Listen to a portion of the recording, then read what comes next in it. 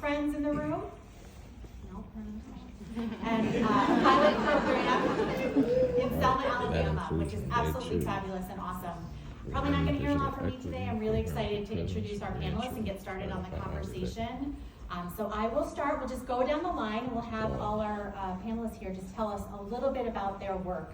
And then I'll just let you know, then we're going to set the stage so that we can all understand what life is like in a prison system, so that those that may not have any experience with that, we can start to understand some of the barriers that we may not kind of realize on our own, which I think is really important as part of this conversation. So we'll do intros, we'll talk a little bit about the work, we're going to give a sort of stage setting of what it's like, and then what it's like after coming out, and then talk a little bit more about these incredibly innovative programs and have a lot of time for Q&A, because we want to hear from you and we want to know what your questions are. So I'll start with Lucinda right here.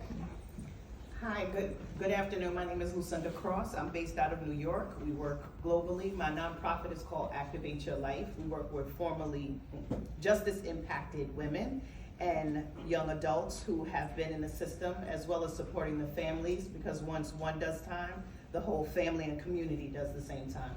So I'm just honored to be here and lend my voice. I'm also someone who has been justice impacted as a youth, as a young adult, and had to serve time in federal prison, but I am honored to be here and toot my horn, because our work has been recognized by my forever president of Barack Obama for what we've done, and my first lady, but I'm just honored to be here, and I look forward to lending to the conversation.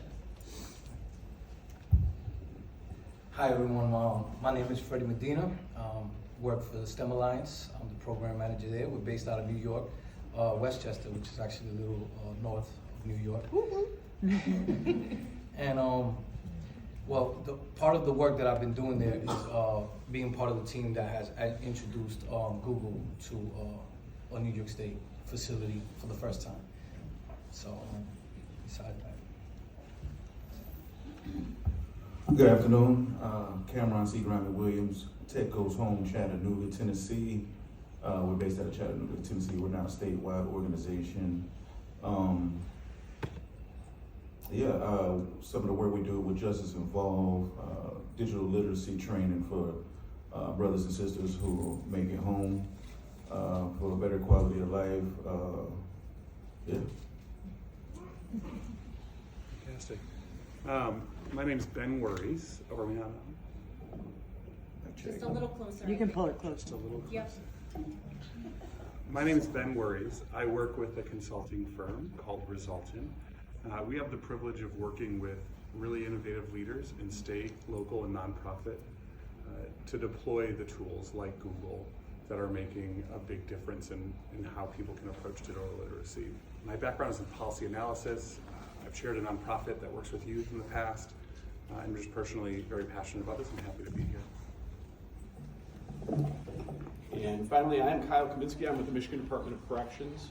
My role with the department encompasses programming, education, and reentry. So my groups are really focused on getting people on a path towards success. And success can mean a lot of different things to different folks. But it's more than just the absence of failure, which unfortunately a lot of corrections agencies only really measure recidivism, which is a measure of the cases that don't work, and we're not looking at the individuals that we work with and trying to figure out how do we actually put them on a pathway to personal success. And one of the ways that we're trying to do that in Michigan is with our adoption of new technologies. So looking forward to speaking about that as part of the panel.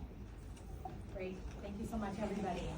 All right, so we all know the topic of our panel. The research clearly shows that training and education reduces recidivism following incarceration. So we want to first dive into the realities of prison life so we can understand what people are up against.